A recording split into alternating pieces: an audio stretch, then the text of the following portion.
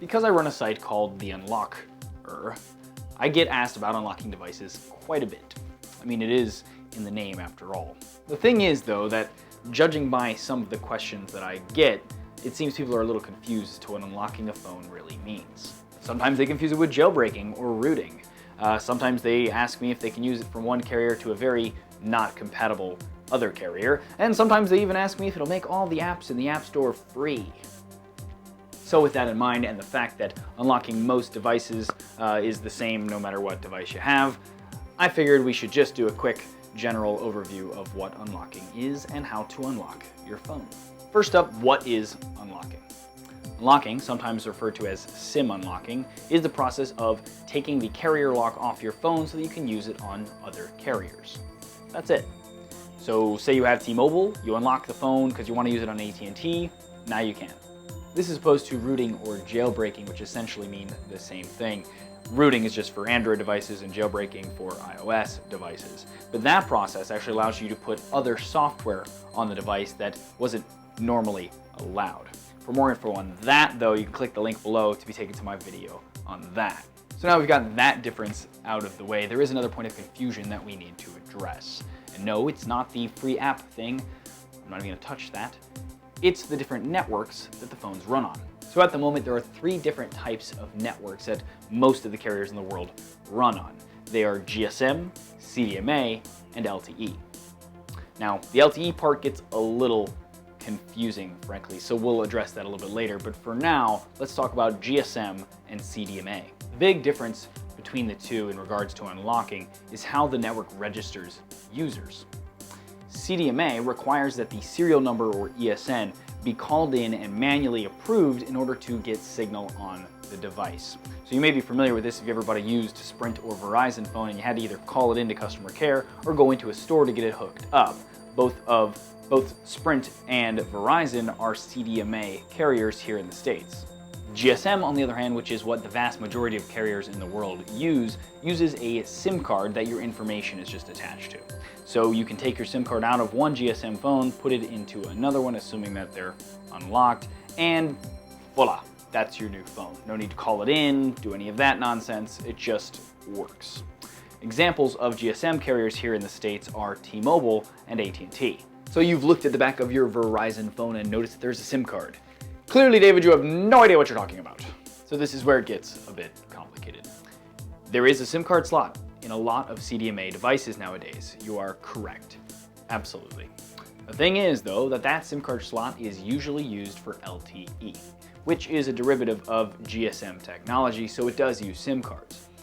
But most carriers around the world only use LTE for data, not for voice and messaging.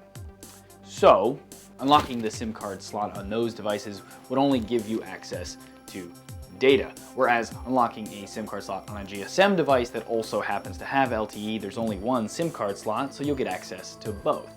This generally means that CDMA and GSM phones cannot be used on each other's networks, regardless of whether they're unlocked or not. The only exception to this rule is the case of world phones, like the Motorola Droid Turbo. This is basically when a CDMA carrier puts GSM frequencies into their phone so that it can be used throughout the world, because again, CDMA isn't present very much throughout the world besides here in the States. Okay, so the last thing we need to talk about are frequencies. So every carrier transmits on their antenna and all their towers in specific frequencies, and every phone actually can see only specific frequencies. So before you unlock your phone, check to see what frequencies the carrier is transmitting for 2G, 3G, and LTE, and also check what frequencies the phone can see to make sure that the phone can see the ones that the carrier is transmitting, to save you a lot of anger later on.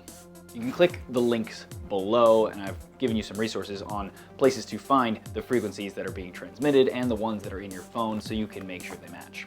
Okay, now that we've gone over what it is and the limitations and all that fun stuff, we need to talk about why you would do this in the first place. And there are a few good reasons. The first one is, well, the obvious one. You have a phone on a carrier, it's locked, you want to switch to another carrier, but you don't want to buy a whole new phone and deal with selling yours and all that fun stuff. You can simply unlock the phone, put in the new carrier SIM card, and be good to go. Again, so long as they're both GSM carriers. Another reason is international roaming. So for example, if you have, let's say, AT&T here in the States and you're going to travel to, I don't know, South Africa, it is very expensive to bring your AT&T phone over there with its AT&T SIM card in it and try to, say, use the internet while over there. You'll be charged enormous international data rates. The alternative is to unlock your phone. And then what you can do is when you get over there, you can grab a GSM SIM card for a local carrier in South Africa, put that in your phone and use their internet pricing to then use things like WhatsApp and any other, IP services to make calls, etc., like Skype, and save a buttload of money. Finally, there's resale value. Paying to unlock your phone generally always ends in its value increasing by more than what it costs to unlock the phone. Now, if you think about that, it kind of makes sense. If you had an AT&T phone, you put it on, say, Craigslist or eBay, only AT&T people could buy it. But if you unlocked it, then you open it up to basically anyone from around the world that has a GSM carrier can now use that phone. Well, armed with all of that knowledge, let's finally get to how to actually unlock your phone. And don't worry, it's pretty easy. The easiest way to do this, and the way we're going to be talking about today, is an IMEI unlock code. First up, we need to find the IMEI. So on an Android device, you're going to just go to Settings, About Phone, Status, and then it should be listed in there. And it might be in different places depending on your manufacturer, but that's kind of the gist. On an iPhone, you're going to go to Settings, General, About, and you'll find your IMEI in there.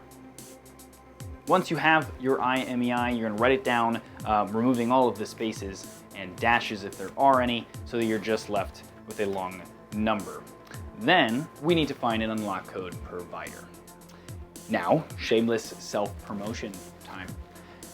With all the people asking me how to do unlock codes, I eventually realized that I should probably sell unlock codes. One, to help you guys out because it makes it a lot simpler, and then two, it helps pay some hosting costs here and there.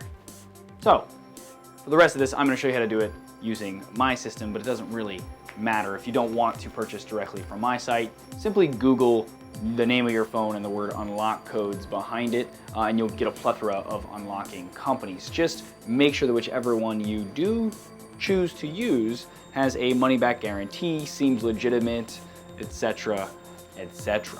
After you figure out what supplier you want to use, follow their procedure for submitting your IMEI. Otherwise, you click the link below to purchase one from my site. The cost varies depending on the manufacturer, as does the amount of time it takes to produce the unlock code. But what you do is you put in your IMEI, hit submit, your email perhaps, and then you wait for your code to come back.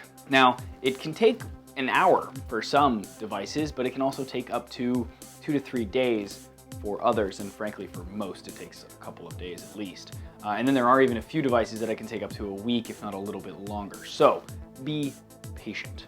Submit for the code and just wait. Eventually, you will get your unlock code back via email.